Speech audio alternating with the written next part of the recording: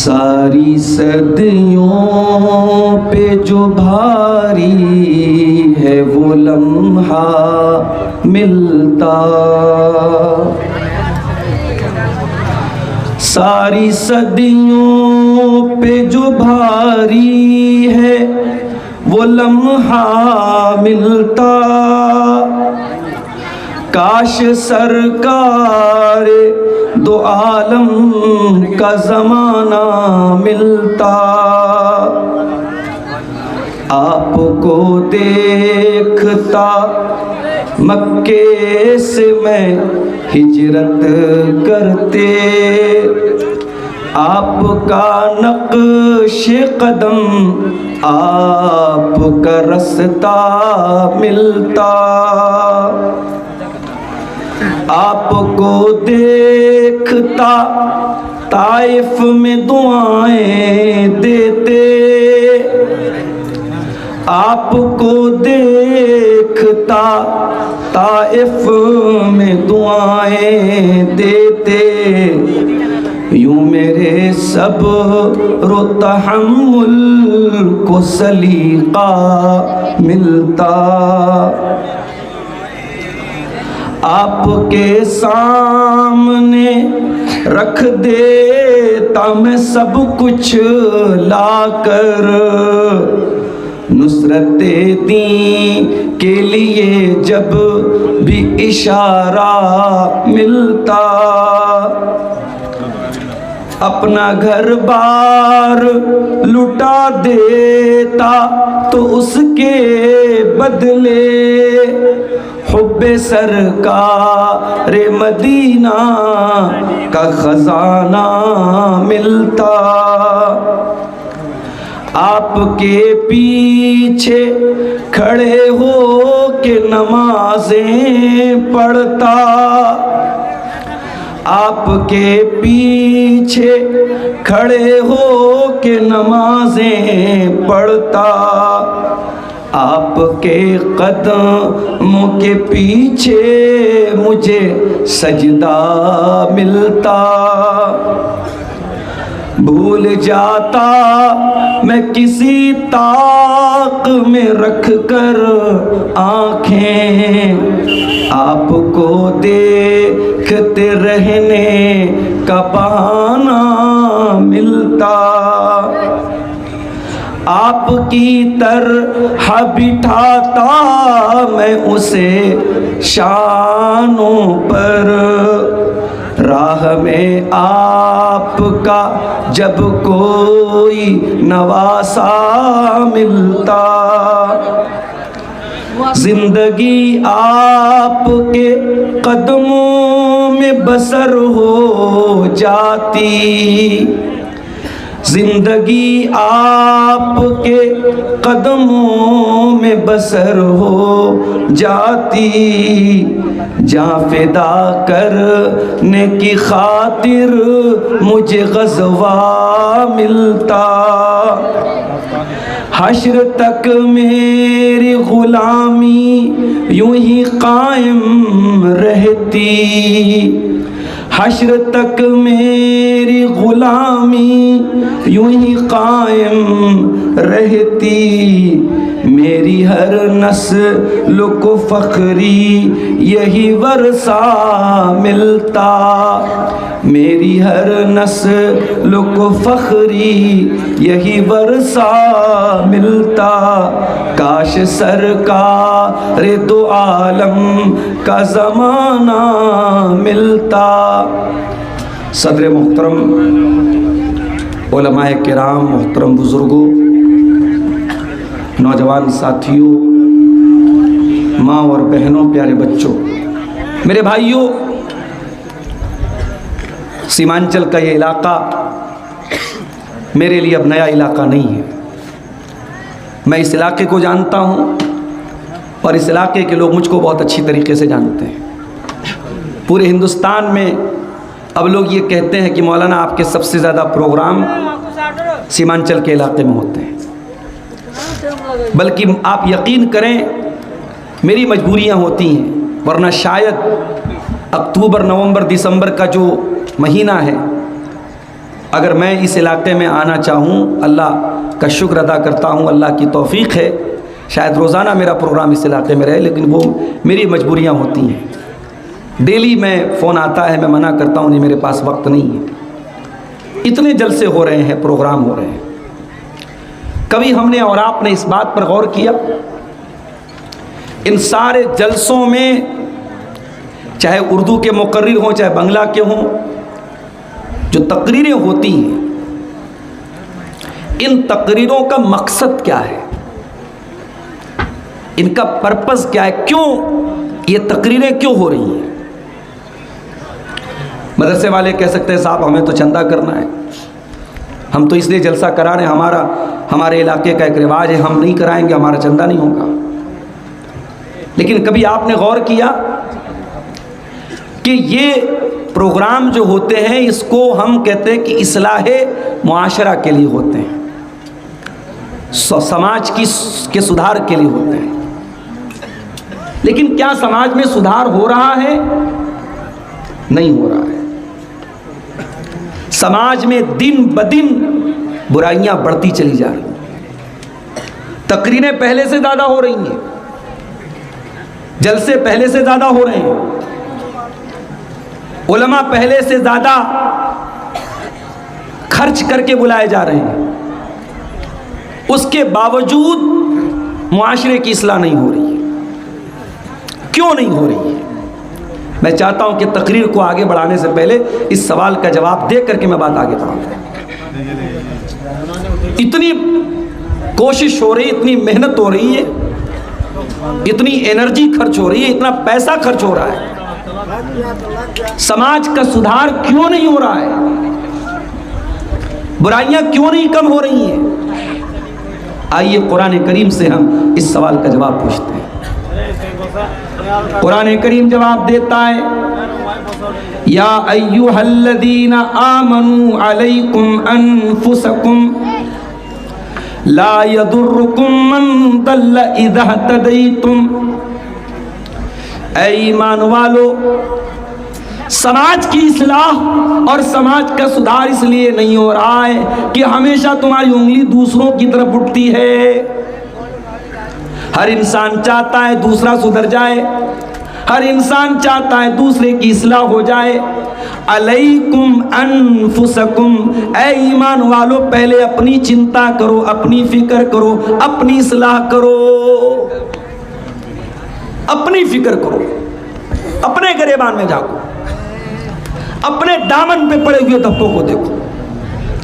لا یضرکم من ضل اذا اہتدیتم، اگر تم صحیح راستے پر ہو، اگر تم ہدایت پر ہو، اگر تم صحیح کام کر رہے ہو تو غلط کام کرنے والے کے غلط کام سے تمہارا کچھ نہیں بگڑے گا، تمہارے اپنے عمل کے بارے میں پہلے تم سے سوال کیا جائے۔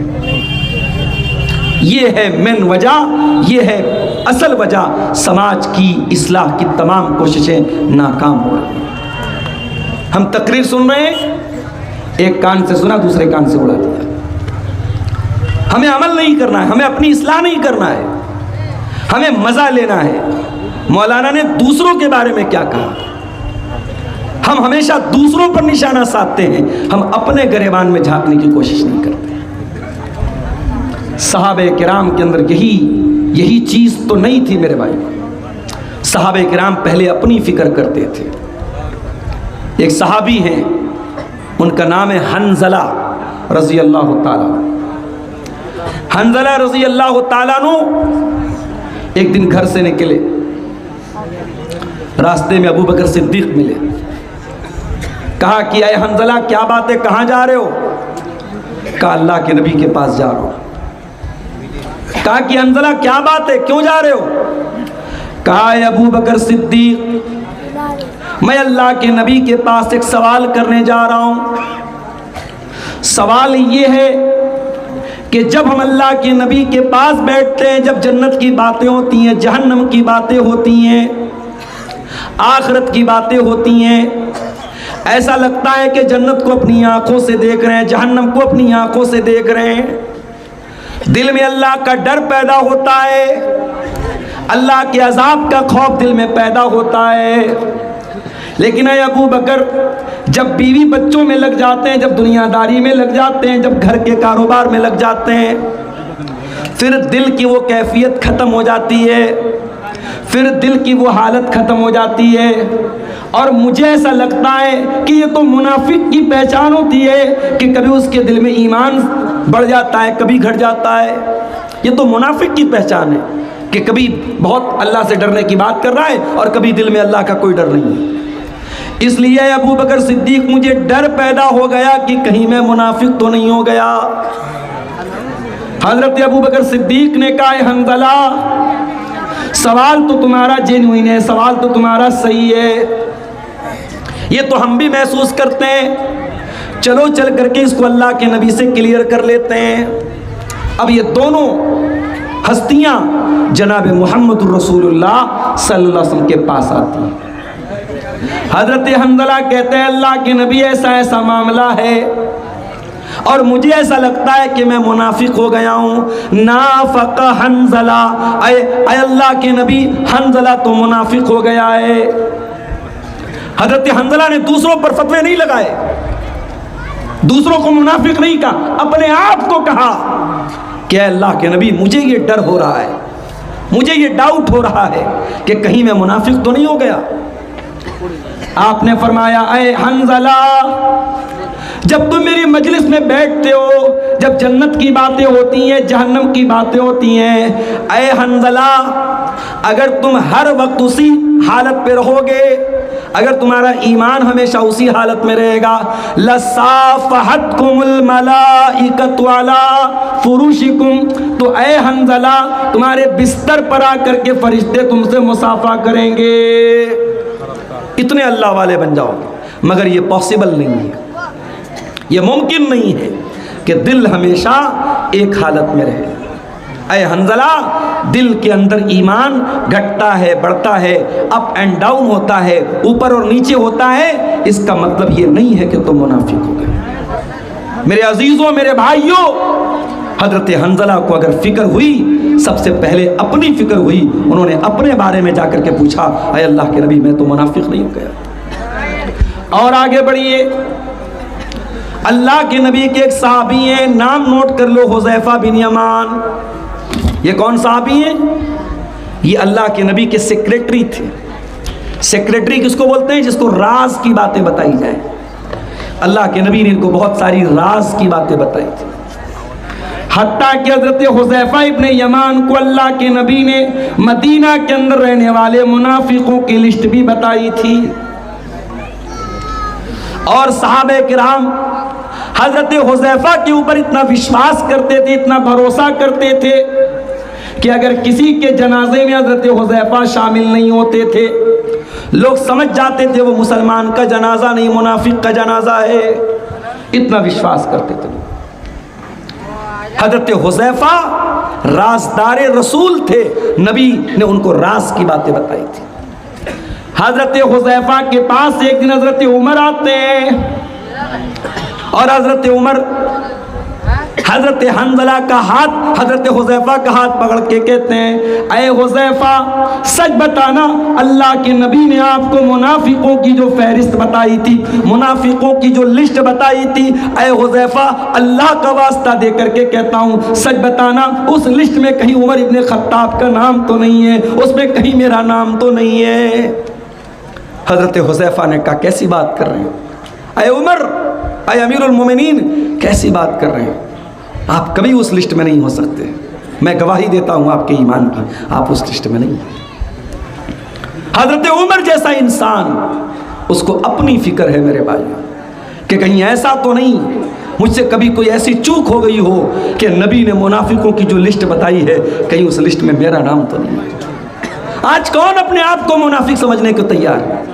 ہمیں تو دوسروں پر فتوے لگانے ہیں، ہمیں تو دوسروں کے ایمان کا فیصلہ کرنا ہے۔ میرے پیارے ساتھیوں، اصلاح معاشرہ کی تمام کوششیں آج اسی لیے ناکام ہو رہی ہیں کہ ہر انسان دوسروں پر کیچڑ اچھال رہا ہے، کوئی اپنی اصلاح کرنا نہیں چاہتا ہے۔ قرآن کریم کی جو آیت میں نے آپ کے سامنے خطبہ مسنونہ کے بعد پڑھی ہے، اس آیت میں بھی اللہ تعالیٰ نے ہم سے اور آپ سے ایک سوال کیا ہے۔ یہ قرآن کی 27वें पारे की आयत है, सूरत अल-हदीद की आयत नंबर 16 है। और ये सवाल अल्लाह ताला ने 1400 साल पहले अपने नबी के सहाबा से किया था, जबकि सहाबा बहुत मजबूत ईमान वाले थे, उनके सामने तो हम कुछ भी नहीं हैं। कुरान ये सवाल आज भी हमसे और आपसे करता है। अलम यानि लिल्लज़ीना आमनू अन तख्शा क़ुलूबुहुम लिज़िक्रिल्लाह, क्या ईमान वालों के लिए अभी वो समय नहीं आया, वो वक्त नहीं आया, वो टाइम नहीं आया कि अल्लाह का कलाम सुन करके उनके दिल पिघल जाए। अन तख्शा क़ुलूबुहुम लिज़िक्रिल्लाह वमा नज़ल मिनल हक़्क़ि, अल्लाह ताला ने जो आयतें कुरान की नाजिल की हैं, जो हक बातें अल्लाह ताला ने नाजिल की हैं, उन आयतों को सुनकर क्या ईमान वालों के दिल अभी भी नहीं काँप रहे हैं, अभी भी नहीं लरज़ रहे हैं? कुरान हमसे और आपसे सवाल कर रहा है। क्या है मुसलमानों, अपने दिल पे हाथ रख के बताओ, क्या अल्लाह का कलाम सुनकर तुम्हारे दिल नरम होते हैं, तुम्हारे दिल कांपते हैं, तुम्हारे दिल लरसते हैं, तुम्हें अल्लाह का खौफ महसूस होता है? नहीं होता। अगर नहीं होता तो कुरान आगे क्या कहता है? वला यकूनू कल्लज़ीना ऊतुल किताब मिन क़ब्लु, ऐ मुसलमानों तुम यहूदियों की तरह न हो जाना, तुम ईसाइयों की तरह न हो जाना। यहूदियों को तौरात मिली, ईसाइयों को इंजील मिली, उन्होंने तौरात को बुला दिया, उन्होंने इंजील को बुला दिया। ऐ मुसलमानों, यहूदियों के दिल सख्त हो गए, ईसाइयों के दिल सख्त हो गए। ऐ मुसलमानों, तुम्हारे दिल इतने कठोर न हो जाएं, इतने सख्त न हो जाएं, इतने टाइट न हो जाएं कि अल्लाह का कलाम सुन करके भी तुम्हारे दिल न पिघले। आज वो हालात आ चुके हैं मेरे भाई। आज कुरान सुन करके भी लंबी लंबी तकरीरें, मगरिब बाद से प्रोग्राम शुरू होता है और फजर की अजान तक कभी कभी चलता है।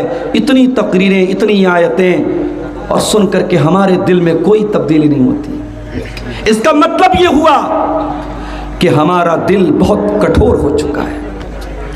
और दिल जब कठोर हो जाए, दिल जब सख्त हो जाए, तो माफ करना मेरे भाई, फिर दिल पर कुरान असर नहीं करता। क्यों? क्योंकि कुरान तो वो किताब है, लौ अंज़लना हाज़ल कुरआन अला जबलिन लरअयतहु खाशियम मुतसद्दिअम मिन खशियतिल्लाह। इस कुरान को अगर हमने किसी पहाड़ के ऊपर भी उतारा होता तो पहाड़ भी अल्लाह के खौफ से रेजा रेजा हो जाता, चकनाचूर हो जाता, टुकड़े टुकड़े हो जाता। पहाड़ भी कुरान के पावर को सहन न कर पाता। कुरान इतनी पावरफुल किताब है, इतनी पावरफुल किताब कुरान है। बड़े बड़े हॉलीवुड की हीरोइनें, हॉलीवुड के हीरो, जिनके पास पैसे की कमी नहीं, जिनके पास शोहरत की कमी नहीं, कुरान पढ़ करके उनका दिल नर्म हो जाता है। लेकिन मेरे प्यारे साथियों, ये कुरान आज हम पढ़ते हैं, सुनते हैं, तकरीरों में सुनते हैं, जुमा के खुतबों में सुनते हैं, हमारा दिल पहाड़ से भी ज़्यादा सख्त हो चुका है। हमारा दिल कुरान से मुतासिर नहीं होता, कुरान से प्रभावित नहीं होता, कुरान का कोई असर हमारे दिल पर नहीं पड़ता। यही कुरान तो था जिसने हजरत उमर फारूक के दिल की दुनिया को बदल दिया था। हजरत उमर कौन थे? इस्लाम के बड़े कट्टर दुश्मन, नबी के बड़े कट्टर दुश्मन थे। कुरान को सुनना भी गवारा नहीं करते थे। एक दिन हजरत उमर खाने काबा के पास से जा रहे थे। अल्लाह के प्यारे नबी खाने काबा के पास बैठ कर के कुरान पढ़ रहे थे। कभी गौर करना मेरे भाइयों, अपने नौजवान साथियों से खास तौर से कहूंगा, जरा अपने दिल पर हाथ रख के बताओ, आखिरी बार आपने कुरान कब उठा के पढ़ा है? शायद कुछ लोगों के मुंह से ये जवाब मिले कि रमजान में पढ़ा था, उसके बाद अभी नौबत नहीं आई है। आखिरी बार व्हाट्सएप कब चेक किया? 5 मिनट पहले। आखिरी बार इंस्टाग्राम पे रील कब देखी? 5 मिनट पहले। आखिरी बार फेसबुक कब खोला? 2 मिनट पहले।